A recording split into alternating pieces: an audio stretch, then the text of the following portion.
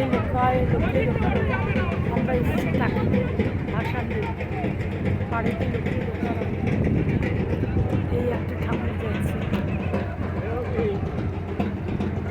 আর কত ঠাকুর যে এমনি পাট থেকে ভাসান দিয়ে গেছে। দেখ গণেশের মুখটা কত ঠাকুর এই যে পাড়ে কেমন লাগছে এত সমাদর, আর এখন কিভাবে ফেলে গেছে। এটা এত ভারী, দেখা যায় না।